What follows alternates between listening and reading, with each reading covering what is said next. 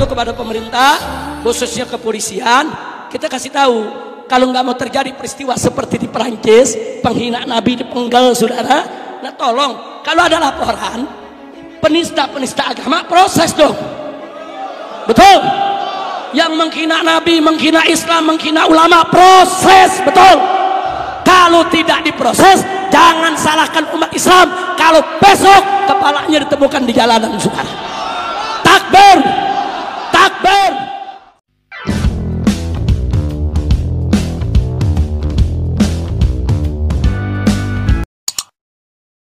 Hadirin Bapak Ibu undangan yang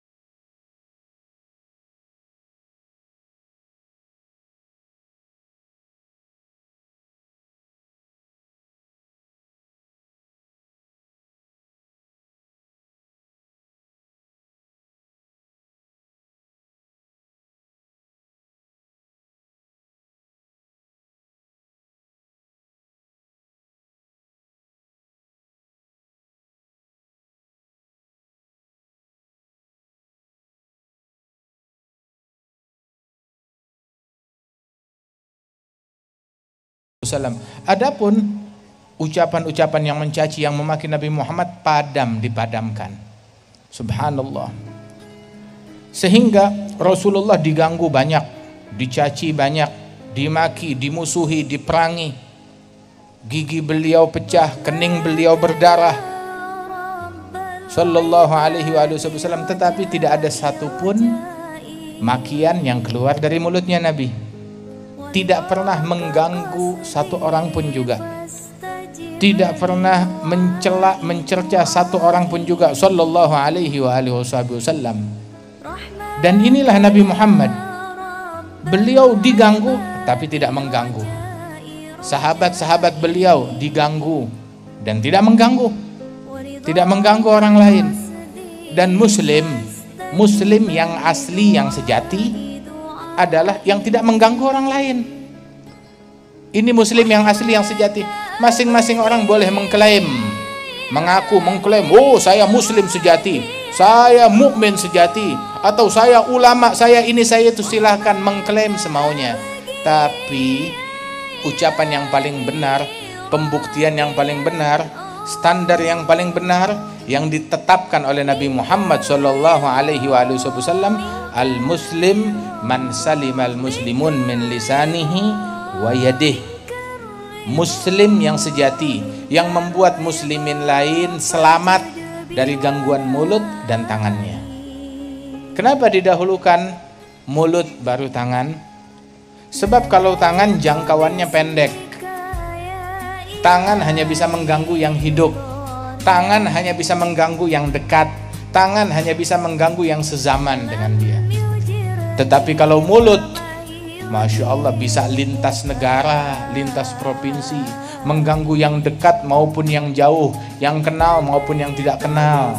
Bisa mengganggu yang hidup maupun yang mati. Bisa mengganggu yang sezaman maupun yang beda zaman. Itu mulut. Karena itu bahaya mulut lebih besar dari bahaya tangan. Dikedepankan. Muslim sejati adalah yang membuat muslimin lain selamat dari gangguan mulut dan tangannya. Al-mu'min, mukmin yang sejati, man aminahun nas, yang membuat manusia lain merasa aman terhadap a'radihim wa amwalihim, terhadap kehormatan mereka dan terhadap harta mereka. Membuat orang lain aman. Harta saya nggak bakal diganggu, saya nggak bakal dimaki, nggak bakal dicaci, nggak bakal digosip, nggak bakal difitnah. Ini mukmin yang sejati. Jadi kalau ada muslim mukmin mengganggu orang lain dengan mulutnya, maka keislamannya itu harus diperbaiki. Jangan-jangan Islamnya abal-abal, imannya bukan iman yang sejati. Perbaiki Islam kita, iman kita. Dan juga fahami isyarat dari Nabi Muhammad, man aminahun nas, yang membuat manusia lain merasa aman. Tahu kan manusia? Manusia mencakup muslim dan kafir. Manusia, siapa manusia lain? Baik dia muslim ataupun non muslim, merasa aman terhadap gangguannya, tidak mengganggu orang lain. Berapa banyak di dalam hadis disebutkan bahwa Rasulullah Shallallahu Alaihi Wasallam tidak pernah menggunakan tangannya untuk memukul muslim atau budak atau manusia atau bahkan binatang. Tidak pernah dipukul oleh Nabi Muhammad illa di dalam jihad fisabilillah.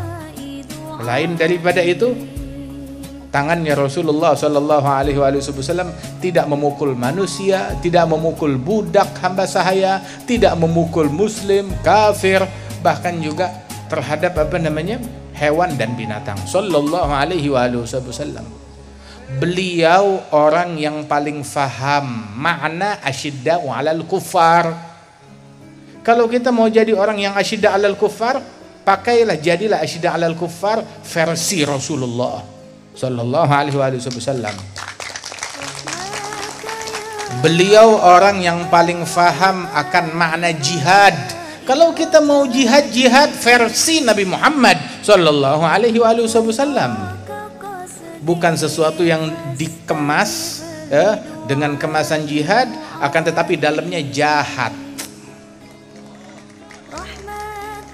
Jihad jalannya Nabi Muhammad. Dakwah jalannya Nabi Muhammad. Amar ma'ruf jalannya Nabi Muhammad, nahi mungkar jalannya Nabi Muhammad.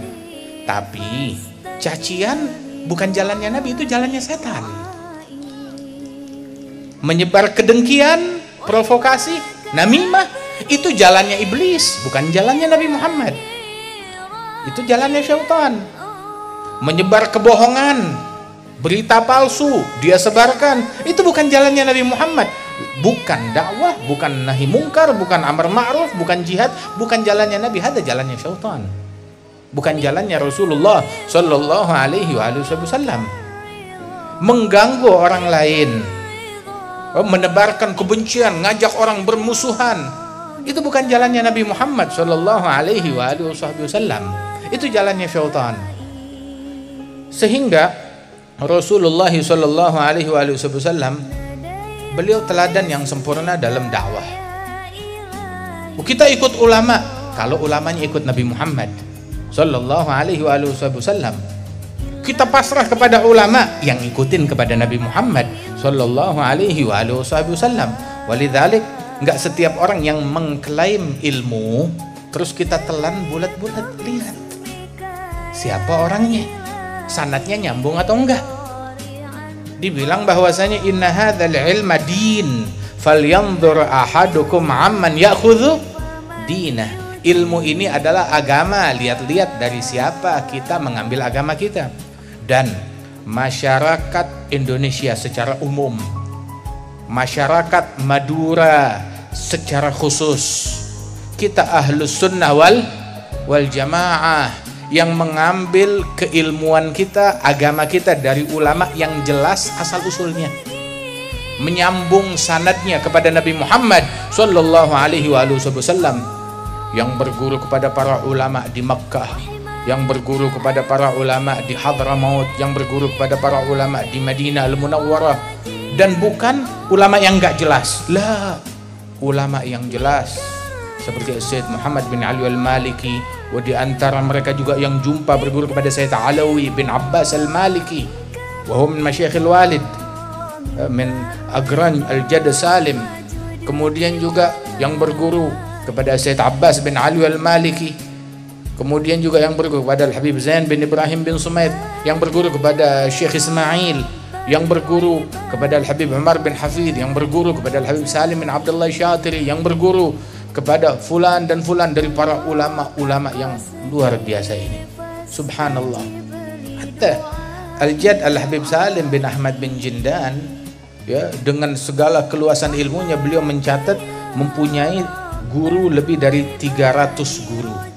Sebagaimana disebutkan oleh Al-Habib Salim bin Hafidh, kakeknya Al-Habib Umar, itu beliau menyebutkan bahwasanya dia mendapatkan ijazah dari Al-Jadd Al-Habib Salim bin Hafidh, mendapatkan guru daripada Al-Jadd Al-Habib Salim bin Ahmad bin Jindan. Habib Salim bilang dia punya 300 guru, lebih dari 300 guru, dan salah satu gurunya dari Madura, orang Madura asli, Syekh Khalil Al-Bangkalani rahimahullah rahmatal abrar. Dan yang menyambung sanadnya kepada Syekh Khalil, Kiai Khalil, bukan cuma dari para ulama Indonesia. Al-Habib Salim bin Jindan nyambung sanadnya kepada Kiai Khalil. Kemudian juga Al-Habib Salim bin Hafidh, kakeknya Habib Umar, nyambung juga sanadnya kepada Kiai Khalil melalui Al-Jadd Al-Habib Salim bin Jindan. Wal Habib Muhammad bin Salim bin Hafidh, wal Habib Salim bin Abdullah Syatiri, mereka juga nyambung sanadnya kepada Kiai Khalil melalui Al-Jadd Al-Habib Salim bin Jindan. Termasuk Syekh Muhammad bin Alawi Al-Maliki nyambung sanadnya kepada Kiai Khalil melalui Al-Jadd Al-Habib Salim bin Jindan, dan juga dari para guru-guru lainnya radhiyallahu anhum wardahum. Jadi kita ngambil agama kita bukan sembarangan, dari ulama yang jelas, nyambung dari ulama-ulama yang ada di Madura, yang ada di Pulau Jawa ini, yang ada di Haramain Syarifain, yang ada di Hijaz, yang ada di Hadramaut, radhiyallahu anhum ajma'in. Ahlus sanad, orang yang sanadnya jelas asal usulnya, yang ilmunya jelas, yang mana mereka mengambil keilmuan tersebut dengan sanad yang jelas di dalam an-nusus wa fahmin nusus. Dalam nas-nasnya tersebut sanadnya nyambung, dalam pemahaman juga pemahamannya nyambung. dengan sanad yang bersilsilah, bukan pemahaman ngarang sendiri, merangkai makna dakwah, dia ngarang sendiri apa artinya dakwah, dia ngarang sendiri apa artinya jihad, bukan, tetapi dia memahami makna jihad dengan pemahaman yang difahami oleh gurunya. Gurunya memahami makna jihad dengan pemahaman yang difahami oleh gurunya lagi, terus bersilsilah sampai kepada para syuyukh, para ulama, tabi'in, sampai sahabat Rasulullah sallallahu alaihi wasallam. Begitu juga memahami makna dakwah, begitu juga memahami makna asyidda 'alal kufar, begitu juga memahami makna amar ma'ruf, makna nahi mungkar, dengan sanad, pemahaman yang sanadnya nyambung. Sehingga kalau kita tahu, kalau kita nih memiliki rangkaian silsilah keilmuan kepada orang-orang besar, jangan kita tergiur kepada ajakan-ajakan yang tidak jelas untuk membuat kita meninggalkan apa yang sudah kita punya. Yaqul al-Imam al-Arif billah Al-Habib Ali bin Hasan al-Attas, itu beliau bilang, man jimaluh ma'hu ilal ghair murjil. Barang siapa yang punya ontak sendiri, dia punya ontak sendiri, maka jangan dia tinggalkan ontaknya ngikut numpang jalan dengan orang lain yang tidak punya ontak, jalan kaki nggak pakai sendal di jalan yang penuh kotoran. Dia punya ontak sendiri, maka kendarai ontaknya, ikut dengan rombongannya, ikut dengan gerbongnya sendiri. Bukan dia cari kepada orang lain, nggak taunya tuh orang tidak punya onta, ujalan kaki, nggak pakai sendal, ujalannya nggak jelas, nyasar akhirnya. Wala tattabi'us subul, jangan ikuti jalan-jalan yang tidak jelas, yang memecah kita dari jalannya Allah subhanahu wa ta'ala. Ikuti jalan yang sudah jelas, para masyayikh, para ulama kita yang ada di Madura ini, yang sanadnya nyambung semuanya dengan kita, dengan para habaib, dengan para ulama. Ini sanadnya semuanya nyambung, sama, bermuara kepada muara yang sama. Karenanya itu disebutkan dahulu Al-Habib Umar bin Muhammad bin Salim bin Hafidh, waktu kita haji tahun 98, datang ke tempatnya Sayyid Muhammad bin Ali al-Maliki, kita semuanya dijamu, hadir dalam majelis beliau, kemudian berbicara Al-Habib Umar di majelis Sayyid Muhammad bin Ali al-Maliki, kalimat yang membuat Sayyid Muhammad bin Ali al-Maliki takjub, kagum, dan mengulang, bertanya, mengklarifikasi kalimat tersebut. Di antara ucapannya, Al-Habib Umar menyebutkan, hingga diklarifikasi, ditanya, dipastikan, diulang, dikutip oleh Sayyid Muhammad bin Ali al-Maliki, bahwasanya kami ini para al-habaib, para sadah, para ulama, para masyayikh dari Ahlus Sunnah wal Jamaah, ilmu kami ini bersumber dari sumber yang sama, yang satu, walaupun pintunya berbeda-beda. Itu dimisalkan seperti Jabiyah. Jabiyah itu tempat ambil air wudhu. Di Tarim itu, di Hadramaut, ada sebuah tempat ambil air wudhu, kolam untuk orang ambil air wudhu. Nah, itu namanya Jabiyah. Itu masuk ke bilik Jabiyah, itu di dalam bilik, ya, kolamnya itu biasanya